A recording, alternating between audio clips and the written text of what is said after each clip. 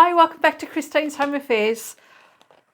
I sell these bags in the shop. They're made using 5 vinyl swatch samples.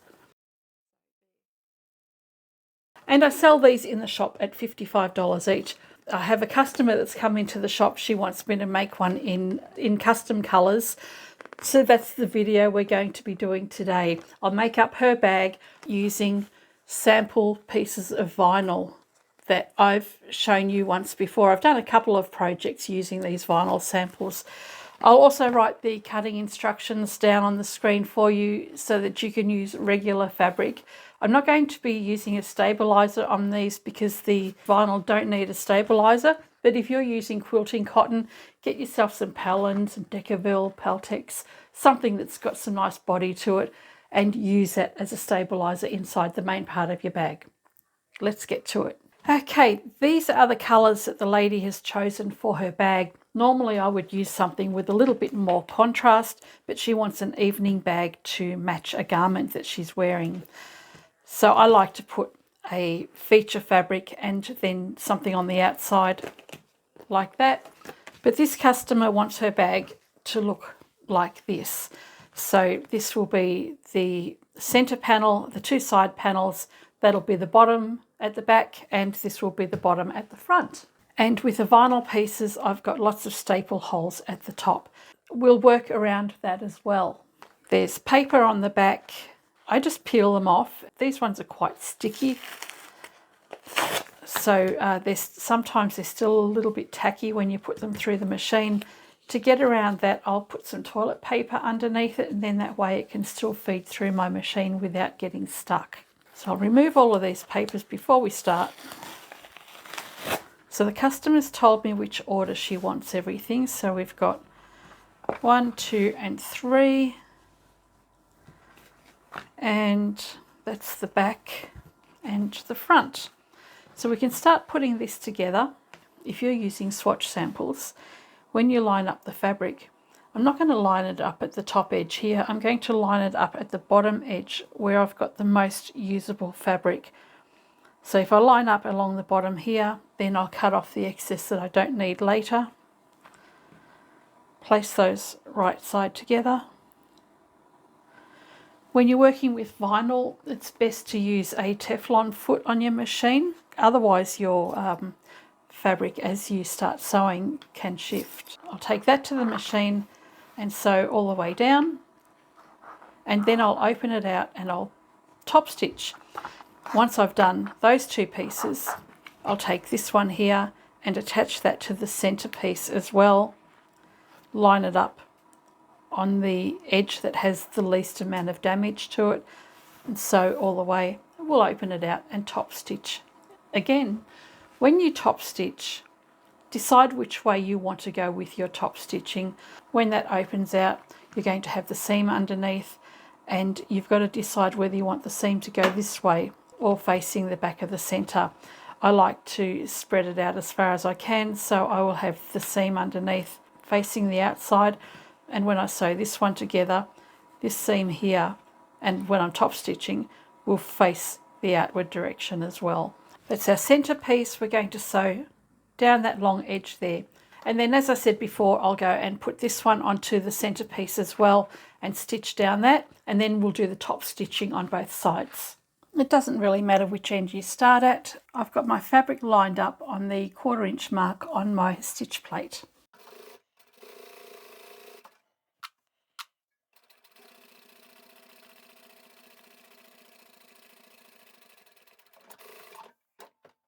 Okay, the first one is in place. This is our center piece, and the next one will be placed right sides facing. Remember, I've got the holes in the fabric up the top here, so I'm going to line up the bottom edge. I want the bottom edge to be as straight as possible so I have the least amount of wastage.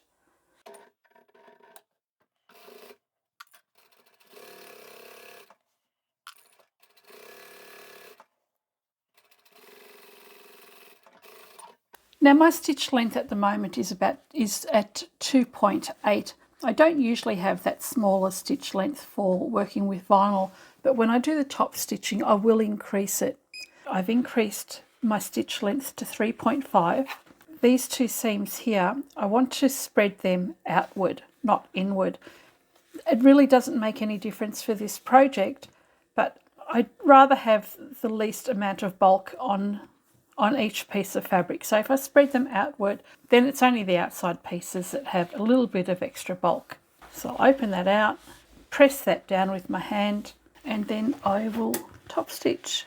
I'm going to position the left side of my foot halfway across that seam here. I'll be looking at that as my guide as to where I'm stitching, and that'll help keep me straight. All the while I'm looking at the very front edge of the toe of the foot at the center section, just to make sure I go nice and straight all the time. I'm never watching the needle go up and down, because that's when I'm going to start going wonky. And I just run my finger along the seam as I'm going to make sure that the seam is over to my right. Now that that one's done, I can turn it around and do the same for the other side.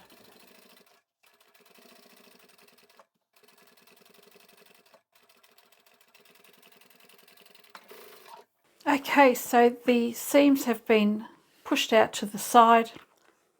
Everything's top stitched, it's sitting nicely, and we've got to get rid of these holes before we can go any further. I'll line up one of these lines of my ruler with the straight edge of the top stitching that I've just done. And the reason I'm using the inside lines is because I know that they're straight, and I don't know how straight any of the rest of the fabric is. I want to now cut off these staple holes, and I have to go down to the last hole that I can see. I can go a little bit higher because that'll allow for seam allowance.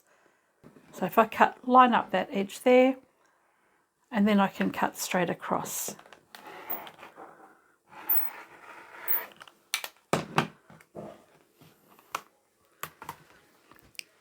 So I have a couple of little holes here, and as long as that's within 1/4 of an inch, which it is, it's only about 1/8 of an inch, that'll be fine. Now we need to measure across here, and that is about 11 1/4 inches. I think I'll just square that up. All right, so I forgot to hit record on the camera, and I've got the long strips along here. I've straightened one edge, and then I've gone and straightened the other edge, and I've measured the distance from one side to the other. That gave me 11 1/4 inches. That meant that I could cut the fabric in half. So from that long strip, I've got two pieces now that are 5 5/8 of an inch wide. One's for the front of the bag, and the other one is for the back of the bag. We can now take the pieces that we're going to use for the base of the bag.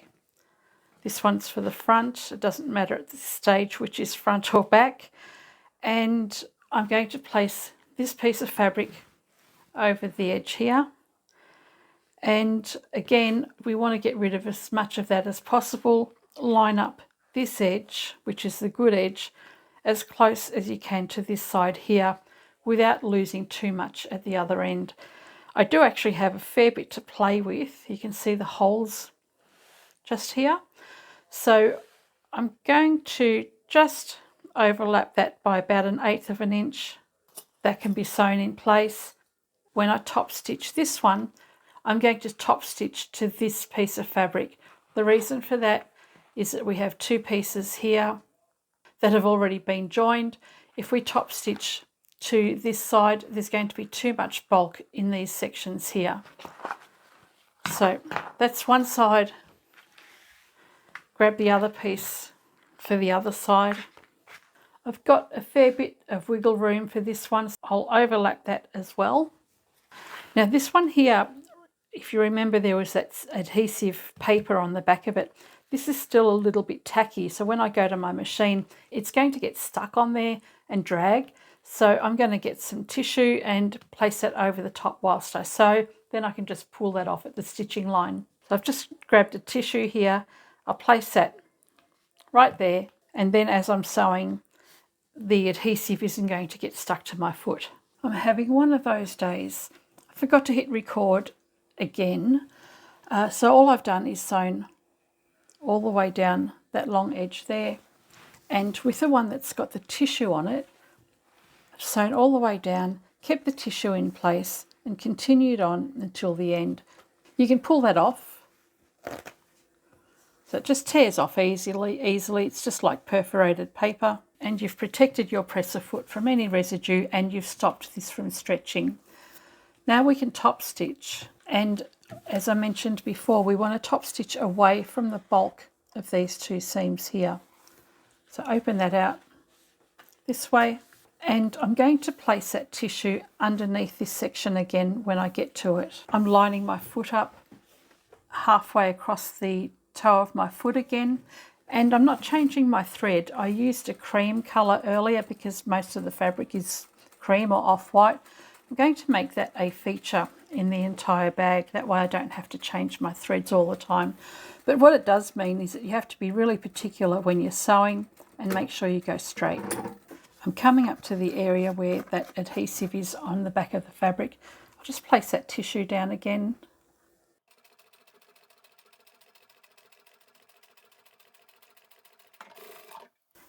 And then I can remove that. And you've got a nice even top stitch all the way without it getting puckered at the bottom. I'll do the same for the other one. That also needs to be pushed toward the base of the bag. And I do like to go slow just so that I can make sure that I'm sewing nice and straight with this contrast coloured thread. And this is what we have now after joining all those pieces and finishing the top stitch. Now we can square up the entire bag, and again I'm going to use this line here as my straight edge guide, and what I've got here is 3 3/4 of an inch along that line there. I'm also going to line up a straight edge with this straight edge of that stitching line as well. That'll help keep it more square. I've got the straight edge along here, straight edge along there, and I can just trim off that little bit there and get rid of these staple holes.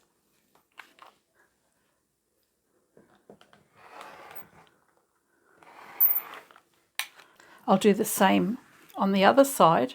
So I've got 3 3/4 of an inch from the outside in, and I'll line up that other straight edge and trim off any excess.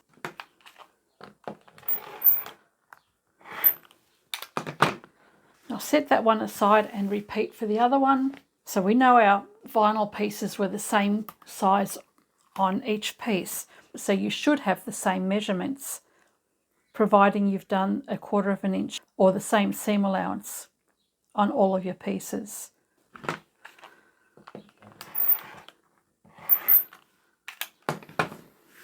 Now I still have a staple hole here. Thankfully that comes in with the area where my boxed corners are going to be, so I don't have to trim any excess off. If I did, I would actually come up to that, measure from here, come out a little bit more and trim off the same amount on all of the pieces. Once you're happy with how straight everything is, you can trim that too.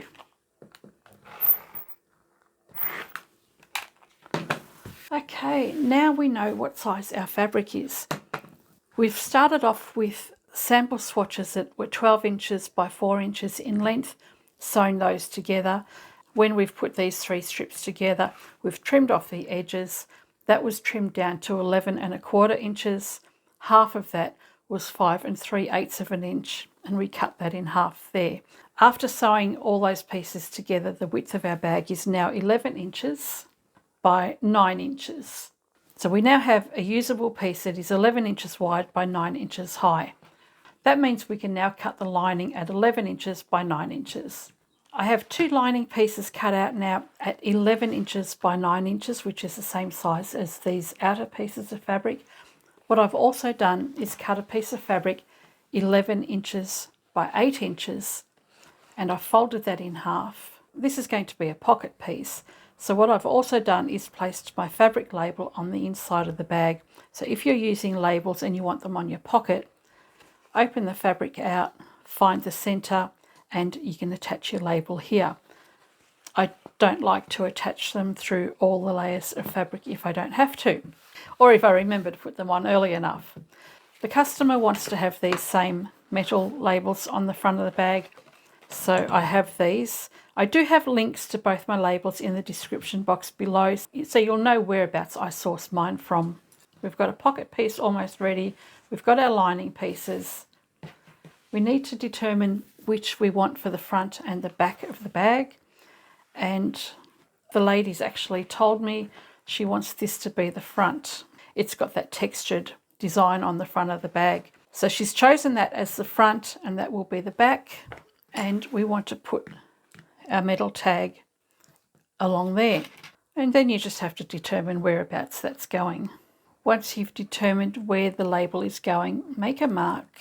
So I need to make a hole in those two positions, and I've got my seam ripper here. I'm going to go in to the bottom of that mark, poke that through, and then with the pointy end of my seam ripper, I'm going to come up at the top of that mark I've made. That way I'm never going to go and cut too much of a hole. So by putting your point in and then straight out again, you're not going to overcut.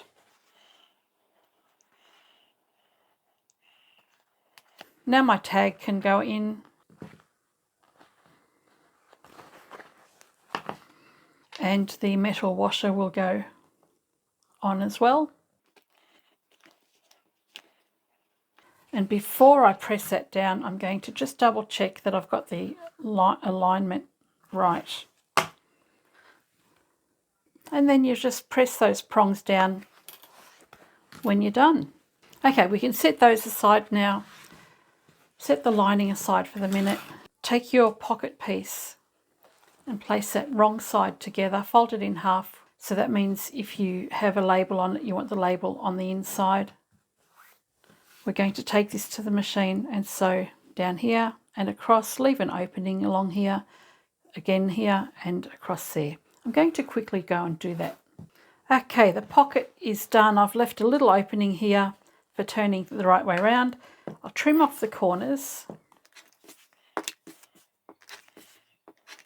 Where the opening is at the bottom here, take the top seam, fold that over and finger press that. Then you can turn it around and do the same thing for the other side. And what you've done is set a crease for the closing up of the bottom of the pocket. Keeps it nice and straight. Let's turn it the right way around. And you can press those folds together. And I'm going to top stitch this top section of the pocket, and then we'll go and sew that onto the lining piece. Okay, grab one of your lining pieces. We'll fold that in half and fold your pocket piece in half, and we'll place that over the centre fold on the lining piece. It's up to you where you want to have it, whether you want it higher or lower. We don't want to go too low because we're going to box this bag. I'm positioning mine 1.5 inches from the top edge of the fabric. We'll go to the machine, we'll back stitch up here, come down to the corner, sew across, up and back stitch again. And then that's the pocket in place, and it will close up the bottom of the pocket as well. So start on the edge there, back stitch at the top edge, and you can reinforce that a couple of times if you like. This bag's not really going to get too much stress at the pocket though.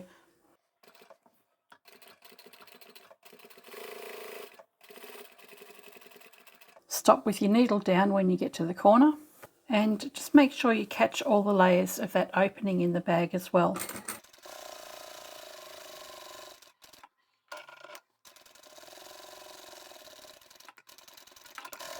Okay, our pocket is finished. We can set the lining aside for the moment, and we're now ready to put the zip into the bag. Usually when I make my bags, I do a black zip for everything. I don't worry about changing colours. I don't want to waste time thinking of the right colour for the right bag.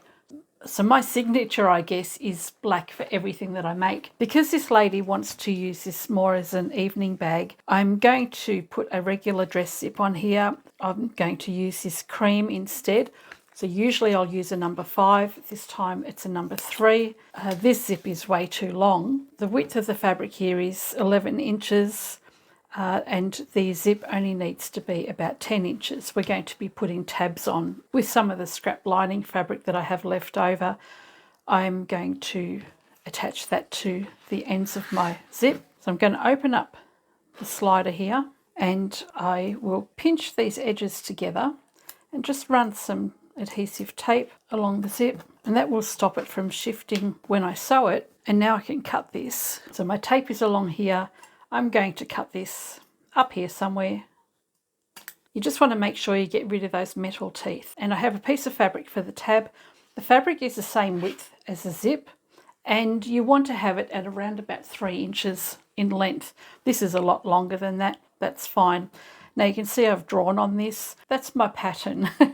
So if this were a printed piece of fabric, you would have the printed side up and you would bring the printed sides together. So then what I've got showing here is the wrong side of the fabric. With the 2 printed sides facing each other, you pop the end of the zip into the fold of that fabric, and then you can sew that in place. So we can just go to the machine and stitch over that a couple of times. So that end's been sewn closed, and when you open out the tab, pull the fabric pieces away from the zip, and you've got your pattern piece faced up on both sides, and your zip end is completely enclosed. This is way too long, but that's not a problem at all.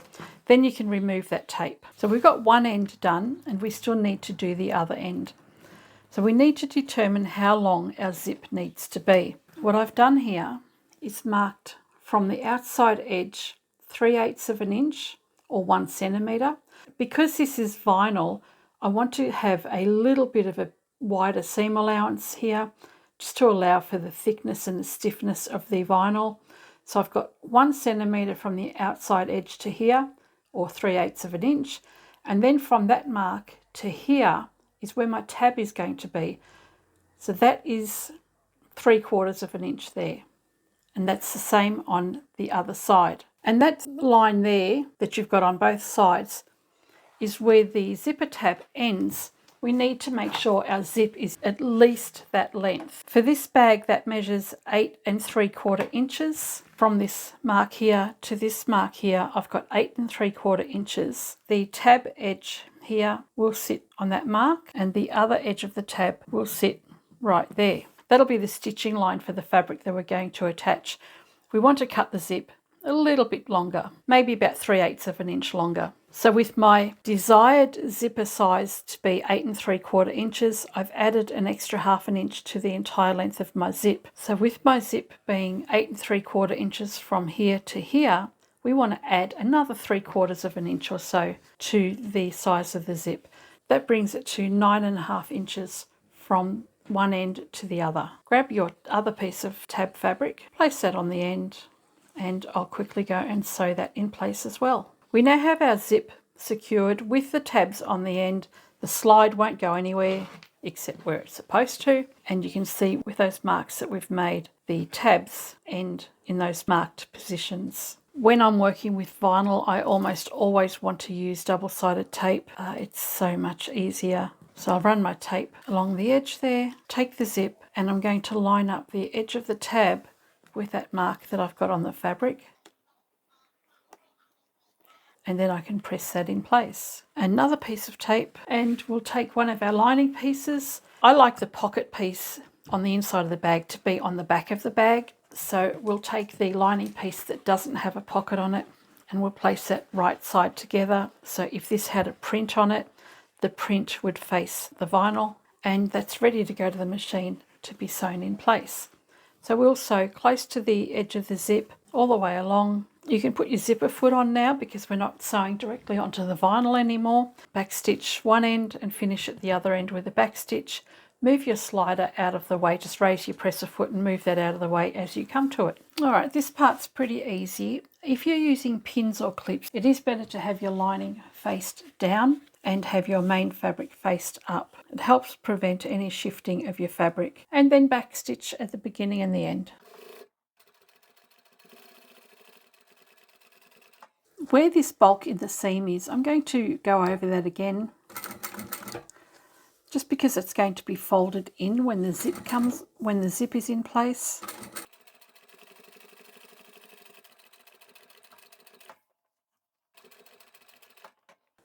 Raise your foot when you get to the slide and just push that to the back.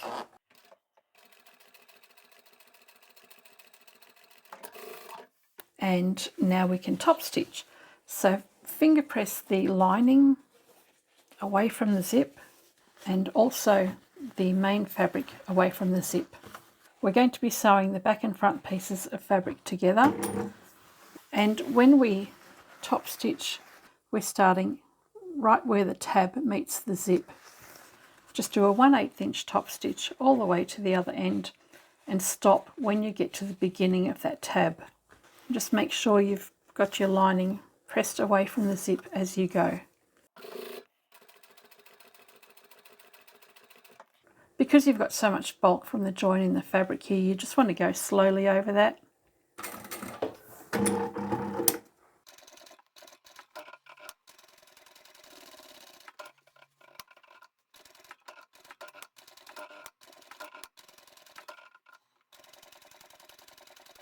And we'll stop again where the zip and the tab meet. So there is the first side of the zip in place, and I've just had a lovely compliment from Chris. He reckons it looks like about a $300 or $400 handbag. I don't think I could ever spend that much on a bag. Now we're ready to do the other side of the bag. Do the same thing. I've made a mark where my tabs are, so that same mark that I've done on the front here for my tabs, I've put just here so that I know where to line up the tab section of the other side. Run some tape along that as well. The beauty of this tape is that I can actually see through it. Now we can put the right sides of our bag together, line up the side edges. You want to line up the center panel here so that it looks nice when you see the bag from the top. Bring that up and just double check that the edge of the tab will line up with that mark that I made in the fabric. Now I want to see how this looks from the other side before I actually stitch it together, so I'll just pop a couple of clips in place so that I can flip it around and have a look. And we've got these lines here lined up, and that will line up as well. So now I can go and attach my lining piece. With the pocket side faced up, we'll turn that around, and so you want to make sure the opening of the pocket is facing the top of the zip, and I'll run some tape along that again, and I'll run another piece of tape along there, and we'll line up the side edges of the bag and the top edge as well. That looks pretty even, so we can take this back to the machine and sew that in place, and then we can top stitch. So on this side, we'll also make sure that the lining is faced down. And I think I have my zip slider in the way at the top.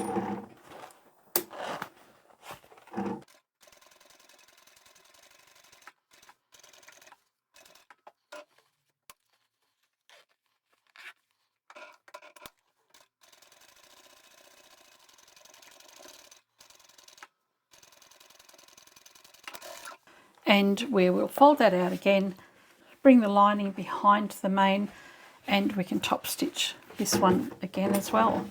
And do the same as you did before. Start sewing right beside the edge of the tab.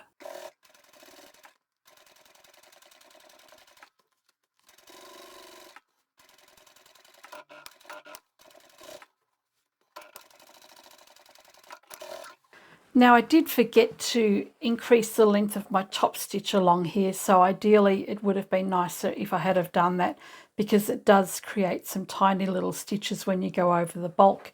So I should have done that, but it looks okay. I don't think anybody's ever going to notice that. We can cut the excess tabs off now. The customer wants to have tabs on the side of the bag. What I've got here on these bags is a vinyl tab. She wants to have a tab on each end. So that's what we will do. So I usually make my tabs out of another piece of the vinyl swatch fabric. I've cut a piece that is 1.5 inches in width. So all we need to do is fold the edges into the center. We'll take that to the machine and sew along the edge here to close that up. I'll quickly go and do that now. The length of vinyl for the tab has been sewn in place. I haven't worried about this because it's not going to fray, and we're only going to be using such a small section of it that the edges aren't going to curl back under. So with vinyl you don't have to worry so much about it. I've cut 2 pieces that are 3 inches in length, and I've grabbed a couple of rings. These are those keychain rings. I don't know what the lady wants to attach her bag to or with. I've got my metal or brushed metal tab on the front. It's the only thing I've got that's going to go with it. So I'll pop that on each of these tabs. Then whatever chain she has, she can attach that to the bag. If she doesn't like it, she can always remove that easily. Open the fabric out so that you've got the lining away from your main piece of fabric. Doesn't matter if you're working on the front or the back at this stage. Take our tab, fold that in half and make sure your ring is on there. And I'll measure down 1.5 inches from the top edge here, which is about 4 centimetres. I'll do that on both sides, and I'll centre that tab over that line. I'll overhang that a little bit as well. Okay, so both the tabs are ready to be sewn in place. I'm going to quickly go and sew those in place now, and I'll stitch them close to the edge of the fabric so they don't cut into the area where my seam allowance is.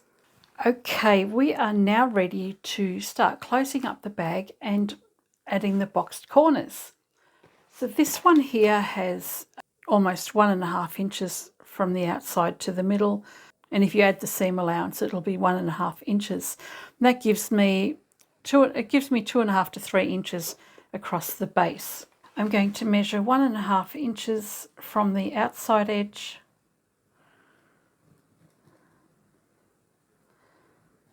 at the bottom and the side. I'll do the same at the other end, and we'll do the same on the lining. You don't have to mark on each piece of fabric. You can actually pin them together or clip them together and cut the layers out at the same time. Rather than marking both of them, take both lining pieces, line them up, cut them out individually or together, but we'll do the same for the main.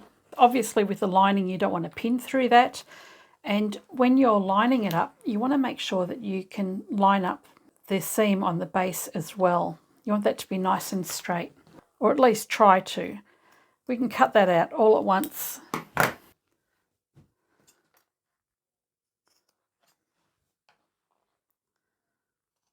Whilst we've got this already partially pinned, we can continue with the rest of it.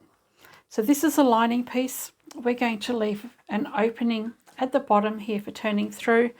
Because I'm working with vinyl, I think I'd like to leave a bigger opening than normal, so about 4 inches. We've got one very important step that we haven't done yet. And I know I can hear you shouting at me. Those that know what I always forget, I can hear you.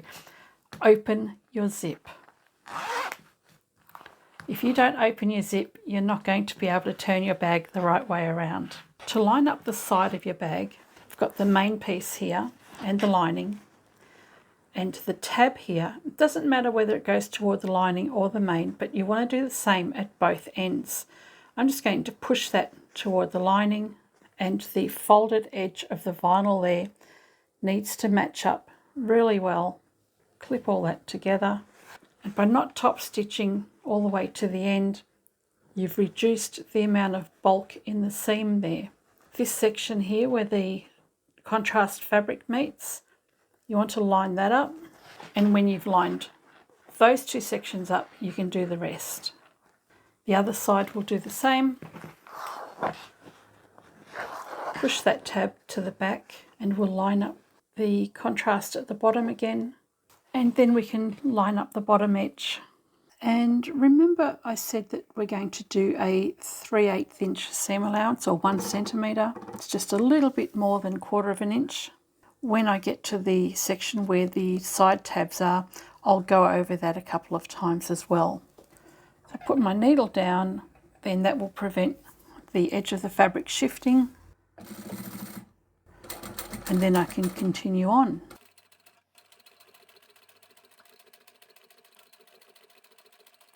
when I get to this section here, I want to make sure that those seams are going to line up as well.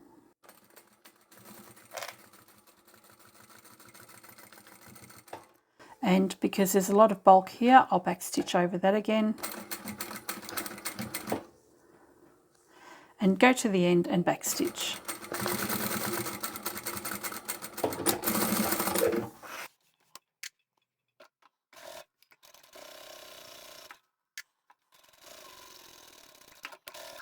Rather than coming down, going along and coming back up the other side with vinyl in particular, and any other really heavy fabric, I'd rather go back to the other side of the zip and stitch that in place first, then I'll go back and finish the lining.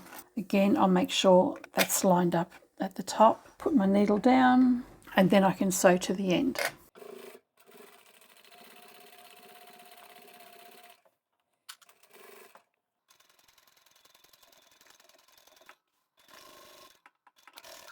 Now when I go to do the lining, I'm going to go back over that area that I've already sewn. I can start anywhere along there because the fabric isn't going to shift.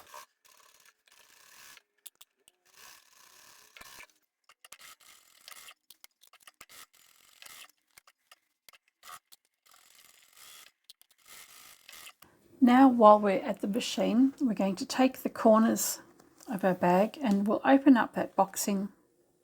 So you'll take the front and the back and separate those pieces until you get a straight edge along the top here. And we want these seams to go in opposite directions from each other as well.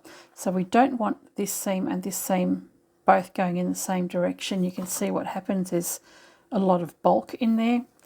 So I will bring this seam here to my left and this one to the right. You want them to be nice and straight along the top there. And you can see that that seam, those two seams there, lock in together nicely. And we've got our fabric straight, seams are locked in, and now we can sew that in place. Being vinyl, I'm going to double stitch the bottom edge.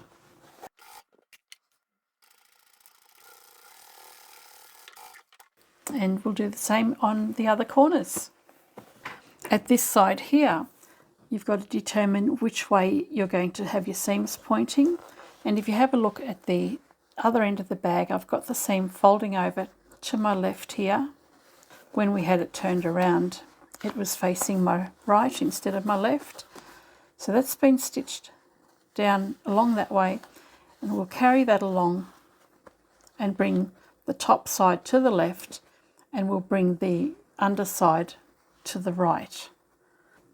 And when you have that lined up nice and straight, you can sew that in place as well.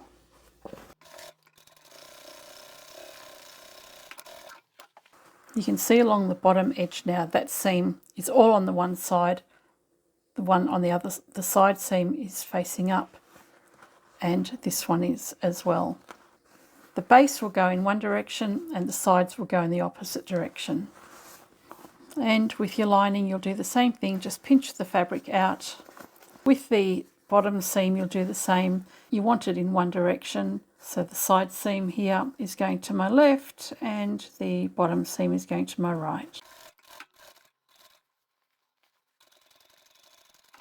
Being lining, you only need to do that once, and we'll repeat that for the other end, keeping in mind the direction of the seam that you've chosen for the base of your bag. Okay, now that that's all done, if you want to, you can go and reduce the amount of bulk that you've got in the side of the bag here from the tabs. I will turn it the right way around before I make a decision on that.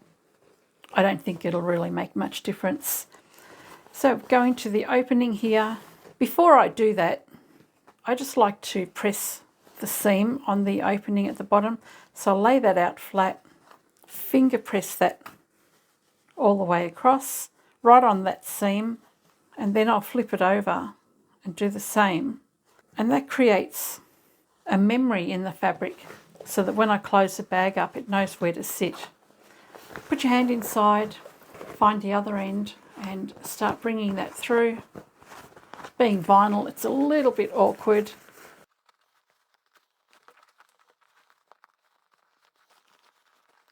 Once you're happy with how everything's turned out, go back to the machine. You just pinch these edges together and sew that closed.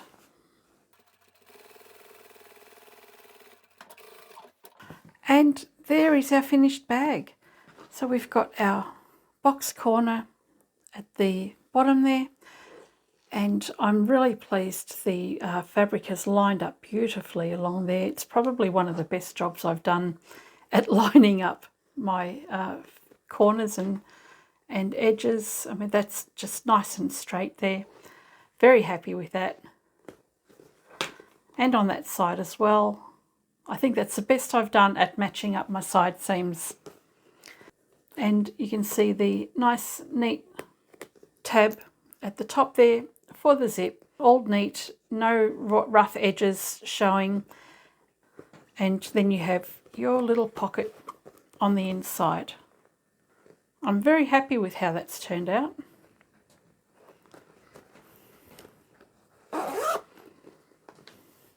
You know, even though I've made dozens of these bags, I'm really happy with the way this one has turned out. When the customer chose her colours, I didn't think there was enough contrast in it, but it's very subtle. I love the colours together. I think it really helps that I've matched the zip to the bag rather than using my black zips. That would just be too much of a contrast. It would be too much for the bag. So I think she's going to be very happy with it. I showed it to Chris again and he thinks that I should be charging her a lot more than I am. But these ones I have in the shop for $55. That's the price that she's seen. And I will charge her $55 for that bag as well. I'm not going to be making handles because she said that she's got a chain that she wants to use as a shoulder strap. So I don't need to worry about that. But I'm very happy with how that one's turned out. I hope you've enjoyed the video and I shall catch you next time. Bye for now.